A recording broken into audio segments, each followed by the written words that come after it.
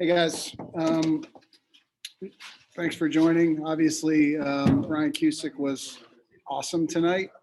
You know, huge momentum play in the game was that inside turn. Pierce Bennett called an inside turn, and we picked the guy off second base. I thought that was a huge play in the game. But you know, Ryan had his good stuff, and we knew from the first inning he was throwing his curveball for strikes, and he actually got his changeup going today. So he had 3 pitches today, and got some first pitch outs. You know, we cost him some pitches early in the game. We had a 1-2 with 2 outs and 1-2 count. He ends up walking the guy and it ended up costing him like 7 or 8 pitches. And then kind of had a defensive miscue 2 innings later and cost him another, you know, 8 or 9 pitches. So ran his pitch count up a little more than maybe it should have, but thought he threw the ball really well. And then obviously offensively, you know, didn't do a whole lot early, but got a big home run from Shane Muntz and a big home run from Bobby Seymour. So did just enough, and always good to get a Friday win without, you know, kind of burning your best bullpen pieces. So, you know, puts you in good shape for the rest of the series for sure. Tom, if you can get 8 RBIs and 2 homers and I think 6 hits, maybe 5 hits from those 4, 5, 6 guys, the seniors, I mean, that's going to drive the bus? Yeah, for some games. Yeah, for sure. I mean, anytime we get 8 RBIs, we're going to feel really good about our chance to win the game. I mean, you know, again, if we score 8, we should win. But yeah, I mean, you know, it's good to see Bobby's obviously starting to get going, and Muncie's been swinging it better, and Lanzo is continuing to swing it better and better each week. So, you know, it's you know, coming into the year, you know, we felt like those guys would be carrying us. Obviously, Michael Turconi, we need to get him going. You know, get Turk and Tins going.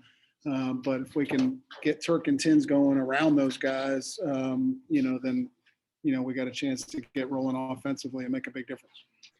Looked like Ryan was really fired up on I think it was the last out of the 6th where he tagged the guy coming down the line, and Bobby was screaming, and that was a little bit more emotion than we usually see out of Bobby. Was there anything driving that for these guys, or just excited to get a ACC series win? Yeah, it was a big game. I mean, you know, we're backed into a corner, and the guys responded. I know that there have been bases open both times that this has happened, but how weird is it for you to see teams walk Brock Wilken intentionally to put more runners on base to face Bobby Seymour? Yeah, again, that didn't surprise me. Left-handed pitcher on the mound. You know, Bobby's a double play candidate. I mean, I probably would have done the same thing. You know, but you're right. I mean, it's always anytime you walk somebody, get to the reigning ACC Player of the Year, it's obviously a unique. Doesn't happen very often. But yeah, I mean, we did what we needed to do, and it's make guys pay in that situation. It seems like he's made guys pay in that situation both times. Is that something maybe he actually does take a little personally? I don't have any doubt. I mean, Bobby's a competitor. I have no doubt he takes that personally, especially when they're walking a freshman to get to him. So for sure.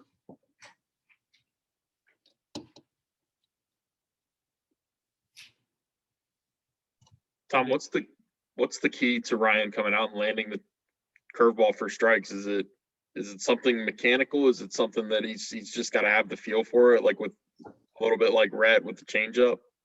Yeah, I think feel's part of it, but staying in his delivery is a big part of it. I think whenever you see Ryan, you know, I thought he did a good job in the first inning. His fastball ranged anywhere from like 91 to 100 in the first. So, you know, he did a good job of staying under control and staying in his delivery. I think when Ryan overthrows, that's when he gets out of his delivery and he starts to scatter the fastball in the breaking ball and then has to throw fastballs in fastball counts. When he does what he did today and stays in his legs and in his delivery, it's obviously what you saw was electric.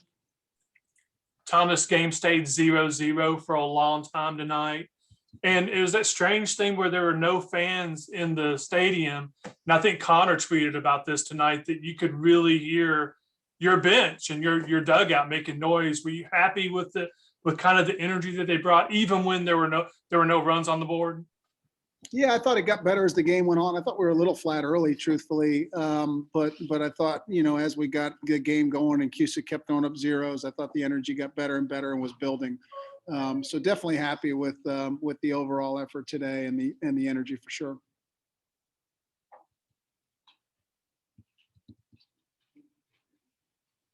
You guys good? Thanks, guys. Thanks, guys. Tom. Thank you. See you tomorrow.